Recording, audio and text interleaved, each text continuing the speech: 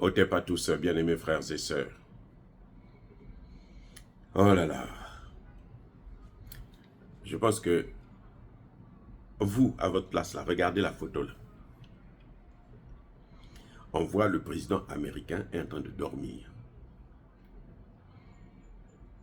En face de lui, visiblement, ce sont les dirigeants africains.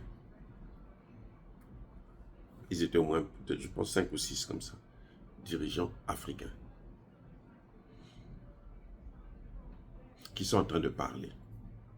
Bon, là, les dirigeants africains ont rencontré qui? Est-ce que vous allez dire que les dirigeants africains ont rencontré le président américain? Ou bien, ben, ils sont venus, je ne sais pas, au deuil. C'est incroyable. Monsieur, il dort. Les amis, il dort. Mais reste chez toi. Ça, ce sont les conséquences de la volonté de déstabilisation des pays. Ça, là, ça arrive parce que monsieur ne vient pas avec des bonnes intentions. Déjà, c'est un voyage qu'il a pris à l'arraché. C'est-à-dire que c'est à la dernière minute qu'il voyage comme ça. À la dernière minute. Parce qu'il est en guerre contre la Chine, il est en guerre contre l'Afrique. Parce que l'Afrique, pour eux, là, ça leur appartient. Les matières premières de l'Afrique, ça leur appartient. Donc, quiconque veut se mettre sur leur chemin, ils doivent l'écraser. Et comme il avait oublié, il a pris un peu du retard, il avait oublié, mais il se rappelle qu'il commence bientôt à partir, parce qu'il croyait qu'il allait prendre un deuxième mandat. Et que bon, il faudrait qu'il règle cette affaire-là le plus rapidement. Il est en train de faire l'expédition des affaires courantes. Donc quand il vient là. Ce n'est pas lui qui décide. Ce n'est pas le président américain qui décide. Tout ce que vous voyez là, en Afrique, là, en RDC notamment, parce que là, lui, il est parti, c'est pour dépecer la RDC. C'est pour manger la RDC. Pour préparer la RDC. Si tu sais que tu n'as pas compris, ça, ce n'est pas mon problème. Je vous dis, il est parti là pour ça. Avec la complicité de qui? De Lorenzo, de Kagame, de tous ces chefs d'État que vous avez vus autour là. Ils sont là prêts pour vendre la RDC. Les amis.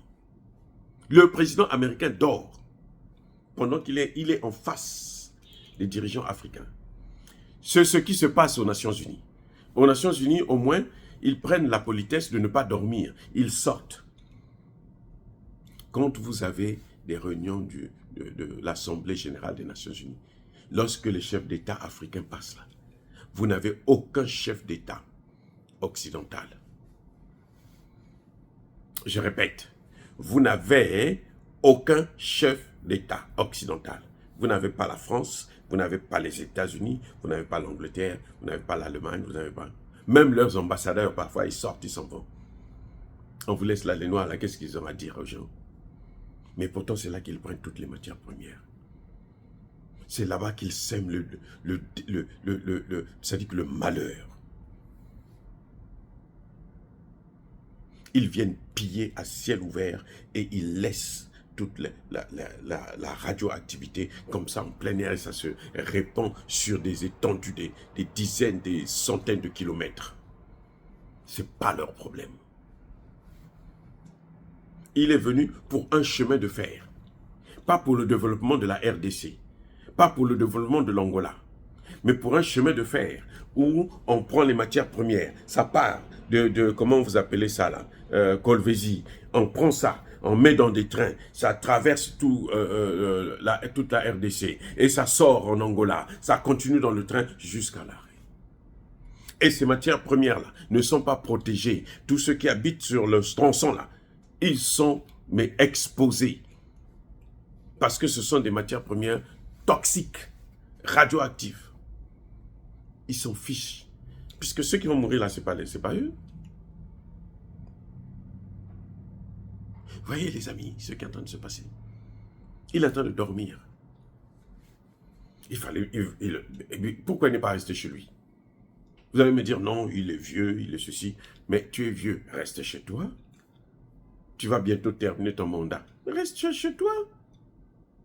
Tout ça, c'est parce qu'il y a le mépris. Ce n'est pas la vieillesse, c'est le mépris de l'homme noir. C'est le mépris.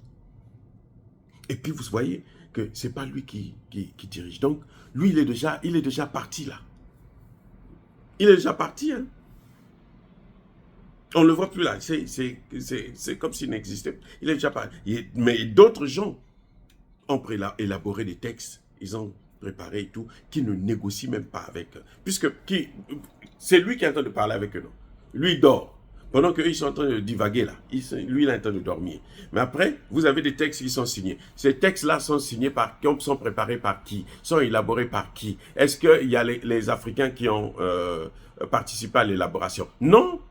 Puisque la personne qui négocie avec vous ne vous écoute même pas. Elle dort. Elle est morte. Vous allez faire quoi? Voyez, les accords que nous signons là, ce ne sont pas les accords. C'est ça qui montre que les accords que nos dirigeants là signent, ce n'est pas parfois les dirigeants qui le font. C'est-à-dire que ceux qui gouvernent les mondialistes. Là, c'est l'Amérique profonde qui a élaboré les accords que vous voyez. Puisque même lui, il ne connaît pas ça. On l'amène là seulement comme... oui. Oui. Il ne connaît pas. Attendez, il dort. Mais à la fin, il y a quand même des accords qu'on a signés. Alors que lui, quand les autres parlaient, il dormait. Qui a préparé ces accords-là? Avec la participation de qui? Mais pourquoi les chefs d'État africains sont toujours obligés de se font toujours avoir comme ça? Parce qu'ils n'ont pas d'esprit de souveraineté. C'est ça que vous voyez là. Non. Le manque de la recherche de la souveraineté, ça donne ça, mes amis. Ça donne ce que vous voyez là. C'est 1 milliard, ce projet-là. 1 milliard pour piller les matières premières. Combien ils vont donner à l'Afrique? 1%. Et qui va faire le nettoyage? Qui va protéger la santé des travailleurs? À Kolwezi, là, vous avez des enfants. Ce sont eux qui ont sorti le droit de l'enfance. Mais là, à Kolwezi, là, vous avez des enfants. Les gens prennent les matières premières à la main nue, même pas de gants. Même de simples gants là pour l'hôpital, il n'y en a pas. Et vous les voyez qui meurent là-bas comme des chiens. Et ça vient ici.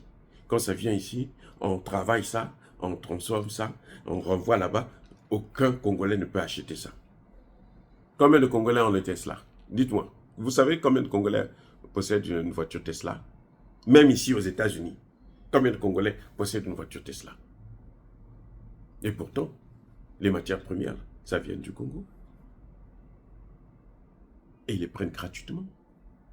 Comment quelqu'un qui dort peut signer un accord avec des chefs d'État? Et comment les chefs d'État africains acceptent de se faire avoir comme ça là? Donc les accords que les chefs d'État signent, ce n'est pas des accords négociés. Il n'y a pas de négociation. Regardez là, vous-même, vous voyez, le président américain dort. Il dort profondément. Il est dedans. Mais à la fin, il y a un accord qui est signé. Mais qui a préparé cet accord-là? Et pourquoi les chefs d'État ont signé? Vous voyez comment ceux qui nous dirigent, comment ils sont bêtes? Je suis désolé, mais ils sont bêtes. Parce que celui qui est devant vous, il est parti, il n'est même pas là. Il n'est même pas là. Et alors, mais qui a préparé les accords? Et pourquoi vous signez des accords que vous n'avez pas négociés? Parce que la personne avec laquelle vous négociez, pendant que vous êtes en train de parler, elle est en train de dormir.